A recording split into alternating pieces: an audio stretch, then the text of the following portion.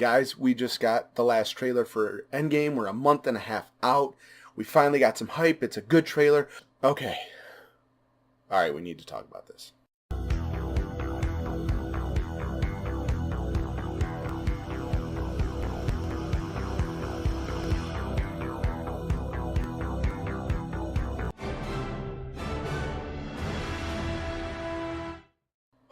Okay, what's up everybody? Welcome back to the Dave Cave. I, as always, am Dave. Now, I didn't save this for a trailer reaction because I had no idea it was coming, and I watched this thing as soon as possible because, as I've mentioned, I eat these movies up, and I frankly didn't want to wait. I've watched this thing 6-7 times, and every time I'm noticing something a little bit new. So we're going to do more of like a as we go talk about this thing. Not really a full breakdown, but I got some theories, I got some stuff I want to talk about, so let's just hop right into this. So when the trailer starts, you see a lot of red accents and everything. You see it in Tony's hose, you see it on Thor's cape, you see it on Scarlet Witch, you see it on the American flags for Captain America, you see it all over the place. And for the keen-eyed people, and the people who paused it and rewound it a million times, the Super Bowl spot starts that way as well, where everything's black and white, except for the red. And the Super Bowl spot starts with, a little montage to the fallen, the people who fell to the snap. And I thought it was very interesting, but I don't think the black and white with the red is anything. I think really it's just going to end up being a cool little effect to, instead of having it just be black and white, I think it's just going to be a visual thing. I don't think it's going to play into the movie at all. I don't think the Reality Stone or anything like that. I think it's just cool. So I think everybody can just let that go and just move on. Moving on from there, the next point of interest I have is Black Widow's hair. Now, when we last saw it in Infinity War and in the after credits for Captain Marvel, it's white still, that short white cut. But the first time we see it in this trailer, it's longer and red, and it's got a little bit of white at the tips. This, to me, says a long time has passed between the snap and whatever mission they go on where they're in the quantum realm suits. We'll get to talking about those. Hold on. But for now, her hair being longer is going to show a long passage of time, possibly years, because I haven't grown my hair out in a long time, but it takes a while to go from short to long, and that was long. So I think we're going to have a lot of downtime and a lot of planning between the snap and the retaliation. The next point of interest is Hawkeye training a girl to shoot a bow and arrow. It's the scene a lot of people have been talking about, and I don't think it's actually Kate Bishop. I know a lot of people want to jump on that because they've mentioned, Phase 4 is going to be, potentially a very different set of Avengers, kind of the same way Guardians of the Galaxy have changed hands over the years. I don't think it's actually going to be that. I think that's going to be a scene of him training his daughter, because it's been a while, if you remember, since we've seen them back in Age of Ultron. These kids would have grown up a fair amount since then. So I think that's actually going to be his daughter, but be a nod to Kate Bishop.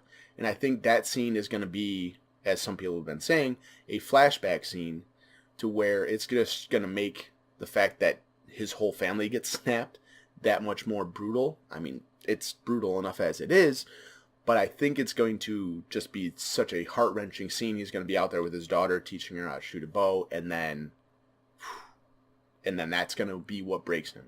That's one of my big things I think is going to happen in this movie, and it seems every sign points to yes, that his family's going to get snapped, and he's just going to go off the deep end and become Ronin. And that is going to be some gnarly stuff that comes out of him. The next thing is we see a little bit of action. We still don't see who anybody is fighting at all. We see Cap. He, straps on his shield a little bit more. Nebula has her little, scream, dual-wielding craziness. We see Scott jump, flip a switch, and then dive down while a bunch of stuff's blowing up. We see Hawkeye turn, he shoots an arrow. I gotta stop calling him Hawkeye because he's Ronin now. But I find it very interesting that we're not seeing who they're fighting. Because you think the world is in chaos, sure. And you know that people are going to be pissed at Thanos because they know, the Avengers know, and Nebula knows, and Stark knows. All these people know that Thanos did what he was trying to do. They know the point of origin for all this stuff happening. Meanwhile, you have Earth is just, all these missing person signs, which you see with Scott. You see all these ships, just basically finding their way back to each other at Liberty Island. You find these people that are lost, and while there might be a way to tell everybody, the Avengers are really the only people that know Thanos is at the center of it, and that they're going to go after him. So I'll be curious to see who they're all fighting and what all this action is revolving around, because I don't think it's revolving around Thanos. Not all of it. Some of it, but not all of it. We'll dig into that a little bit more in a bit. The next point I thought was very interesting is, this is right at the end, but that they talk, they have Tony talking on, which I've read is now called the Benatar. I thought it was still the Milano, even though it was built back together by the Nova Corps, but whatever. The Benatar is floating out in space, and Stark's in it, and in the first trailer, we're led to believe that things are dire as hell for Tony Stark. He's by himself in the spaceship, even though, in the spot we see him and Nebula, we're led to believe that she's gone off on her own and he's by himself on this ship. But then we see them completely abandon any type of mystery behind that, and they show Stark and Nebula on Earth with the, I keep calling them the QR suits, the Quantum Realm suits. And I find it very interesting that they made it such a pivotal part of the first trailer, and they're like, oh yeah, no, he gets back, it's no problem. And then Nebula's there too. I thought it was very weird. I don't know why they completely abandoned that. Maybe because of the Audi leak and how they kind of leaked how he gets back. I'm not going to mention that, because while I am going to talk about what could potentially be spoilers and some theories, I'm not going to actually talk about the extra stuff that's leaked, like the behind the scenes photos, the popcorn tins, and the Audi little leak. Because if you don't want to know about that, don't know about it. If you want to know about it, I just gave you 3 points to go Google. And now we're going to start talking about the Quantum Realm scene. Just that little bit of everybody in their white and red and black suits. I found it very interesting that the end of the Super Bowl spot shows this scene, but it's very different. It's a single lineup of people. It's not 2 by 2. And it shows Rocket, whereas in this lineup, it's very, it shows Cap and it shows everybody. There's no spot for Rocket to be, so I don't think he's actually part of it. And in the lineup, we see Rhodey, and he is full War Machined up. Like, he looks like War Machine. And then you have Stark, and I understand that he has the nanite housing and is more sleek, but I found it interesting that he doesn't have any kind of Iron Man suit really to be showing. And like I said, I've seen the popcorn tins, so I know potentially what that's going to look like, but I found it very interesting how Rhodey's suit is just straight up a Quantum Realm War Machine suit, but it also looks a lot cooler than what Tony's putting out. And I thought it was very curious editing in the way they're walking, because it goes Cap, and then it shows Scott and Nebula, and then it shows Rhodey and Hawkeye, but then it shows Stark and Widow with Nebula in the background. Like, why wouldn't you just go down the list? Why wouldn't you just show everybody? So I think they're trying to edit some people out, because we don't see Banner in a suit, and we don't see Thor. I'll get into why I think that is. We're going to get there. Just hold tight. And one of the last moments of this trailer is we finally hear the theme. And in my last trailer discussion about Endgame, I mentioned that it was very telling that we hadn't heard the theme in anything. In the spots, in the original trailer, we didn't hear it. But in the part 1, Infinity War, it was in everything. The Avengers theme was just blaring off everywhere, and I ate it up like dessert. I love that theme. It's such a beautiful, heroic theme, but we didn't get it at all. But now, we see them all together. We've seen them in the Quantum Realm suits. We've seen them rally. We've seen them, okay, we're broken, we're down, and now we got a plan. We're together, Stark's back from space, Cap's in the lead, everybody's there, we are going to do this, we're the Avengers again. Boom, they drop the theme. Love it. Love it, love it, love it, love it, love it, love it. I can't wait to hear it a million more times. I've listened to that theme alone probably 10 times today. I'm so damn excited for this movie. And then you have the end of the trailer, which you knew was coming, some kind of little stinger, because, ever since they did the, who the hell are you guys, when you show Thor with the Guardians of the Galaxy, they kind of been, hitting that up. And so you knew there was going to be something, and then Thor calls Stormbreaker to himself, and Marvel doesn't flinch, and he's like, I like this one. And then you see Black Widow. She has the short white hair from the snap in Infinity War. So that scene happens right away. And from there, we're going to start talking theories, starting with that one. My big theory for Endgame is that they're going to send, it was originally, my thought, was that they're going to send Marvel out.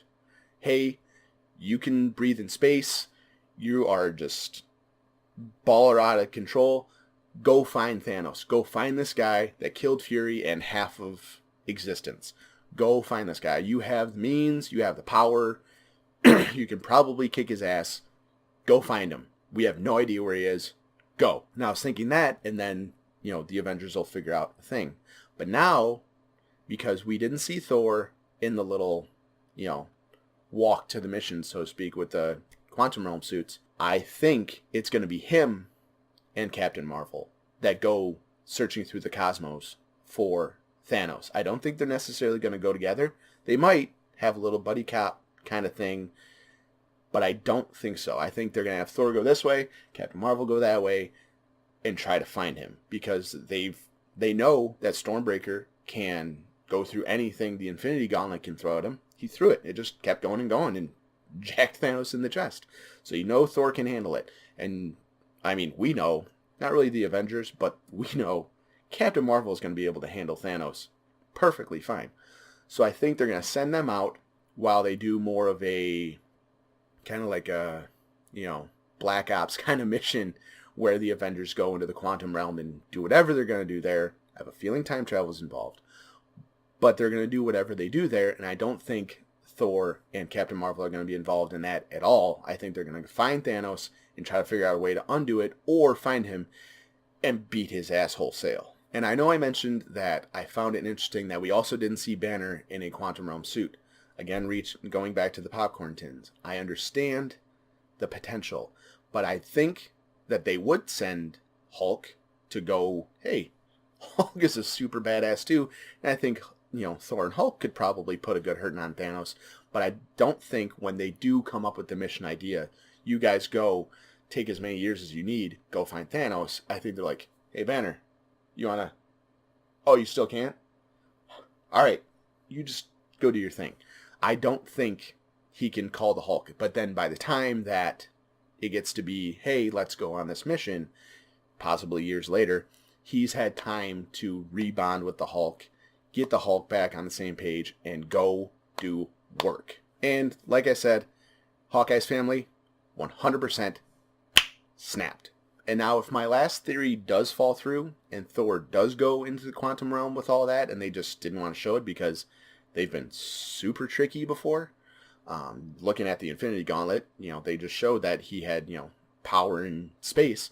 They didn't show that he gets all of them by the time he's on Titan and he does a little, hand clench. So it's easy that they can CG out plenty of things to give us, look here, but then they're going to go over there. They can do that left, right, and center with all this stuff. And I think we would be fools to not learn that lesson. But if Thor does go into the quantum realm and does go back, I'm curious to see if he leaves Stormbreaker behind. Because if he doesn't, it leads the potential that if they do go into time travel, which a lot of people are thinking it is, I'm one of those, that if he does bring Stormbreaker with him, and he goes back in time, Mjolnir didn't get shattered. So he's got Mjolnir and Stormbreaker. Holy hell. The implications of that are just astronomical. It seems insane.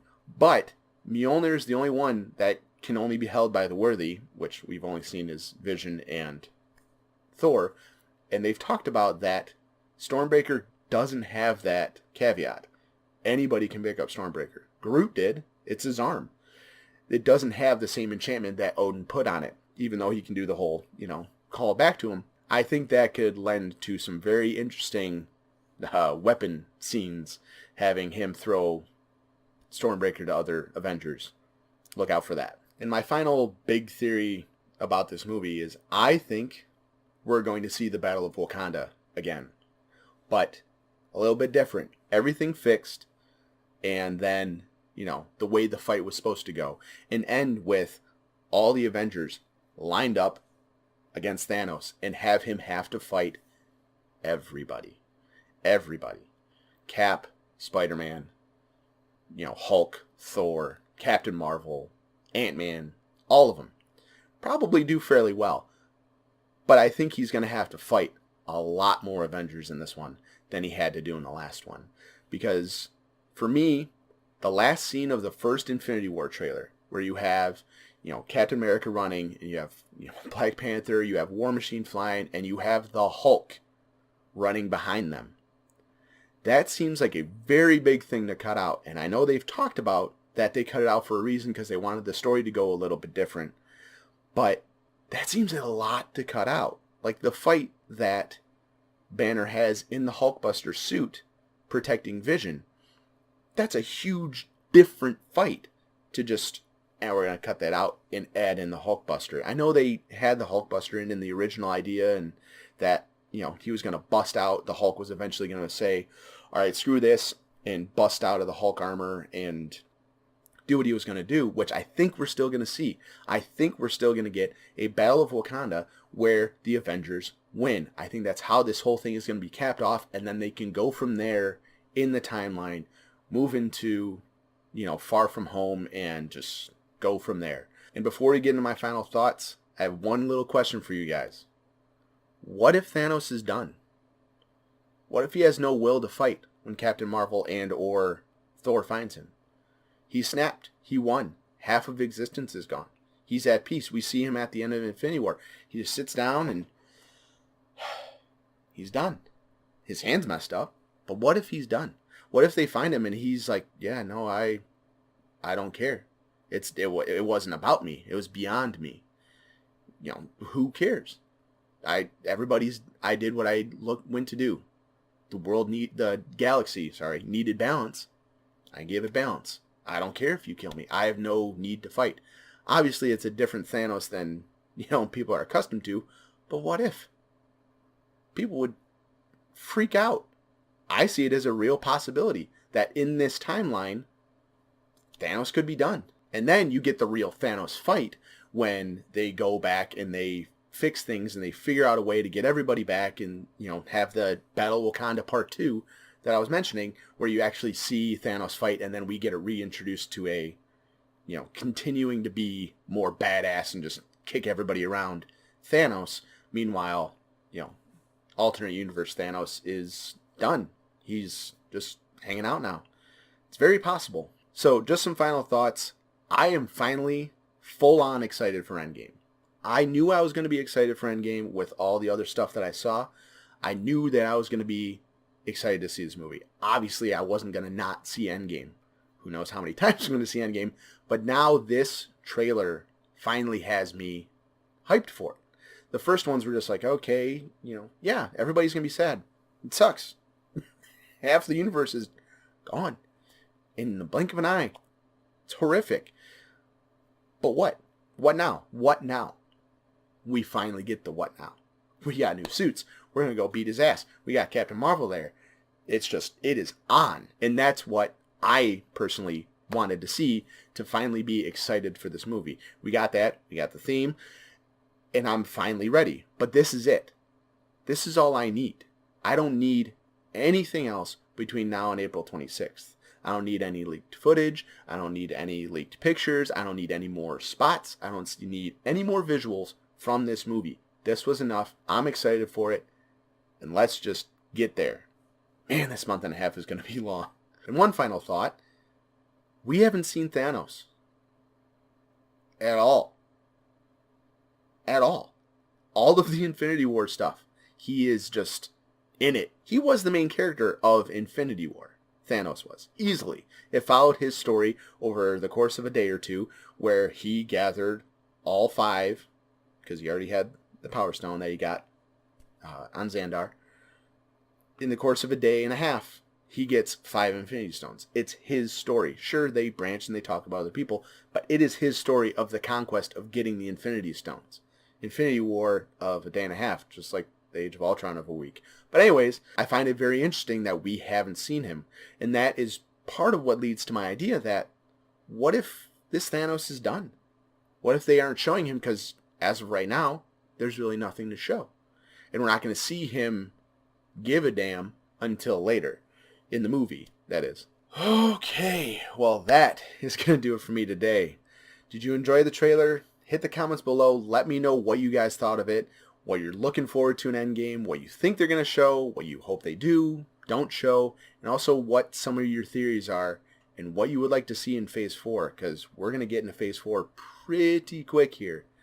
Hit the comments. Let me know. I want to know what you guys think. I eat theories up.